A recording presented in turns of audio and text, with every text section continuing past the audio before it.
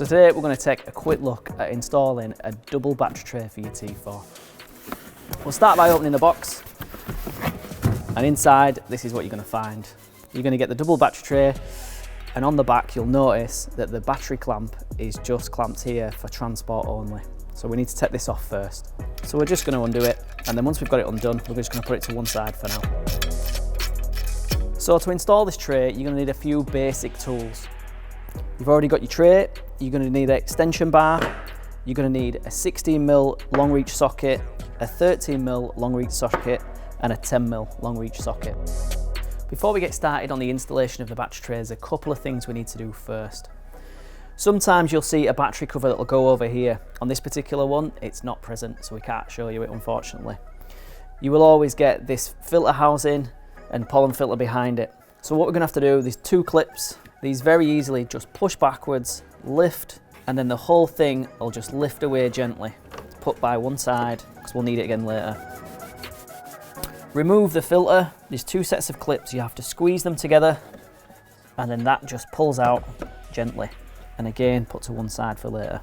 The next bit is to remove this cover. It can be a little stiff, but if you just give it a little tug and a little wobble, it will lift directly upwards, and again, put the side. The next bit you'll see on some models, you will have this Gearbox Damper. For this installation, we need to remove this first. So you're going to need a 13mm socket, and you just reach in and just give it a little turn, and it'll come loose very quickly. Take the nut all the way off.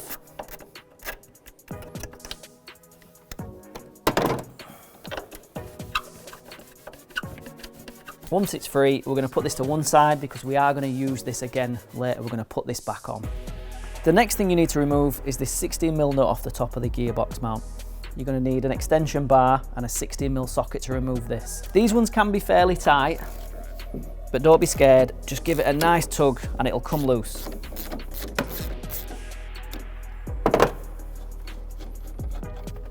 As always, be careful where you put this because we are going to need it again. The next step is to remove the 13mm bolt from the slam panel. Again, 13mm socket, and this should just wind out nice and easy.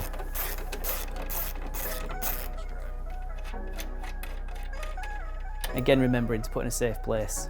Just have a quick look that nothing's going to get in your way, that the cables are nice and tidy, and there's nothing else in there. But apart from that, we're ready for the tray now. You can see the tray, it fits this way as we're going to insert it. It has a chamfered edge on this side to avoid some cables and the original battery clamp. So at this point, all we need to do is we need to offer the battery tray in, avoiding everything else that's in the way, and lining the slotted holes up with the hole and the bolt that we've just freed up.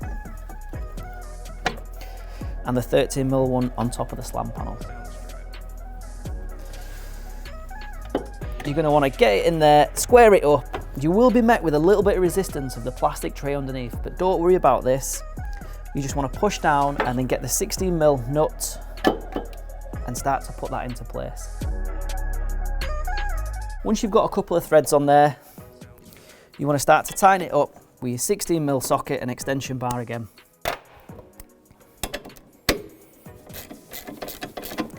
Just checking the alignment as we go, because this one has to line up next.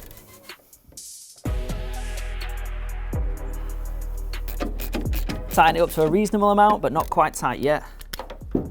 We'll move on to the 13mm slam panel bolt. At this point, you would just line that up, put your 13mm nut bolt in, pushing down firmly, and the same again, just give it a tighten.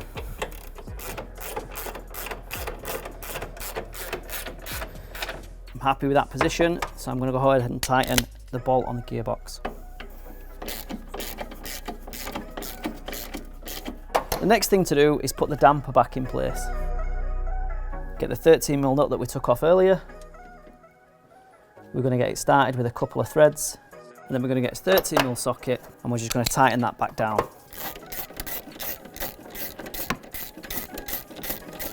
At this point, we're happy with the battery tray position as bolts are tight, so that's pretty much for the tray. We've just got to put the filter back in place and the filter housing, and that's us done. On the next video, we'll show you how to mount the battery on the tray and do the wiring.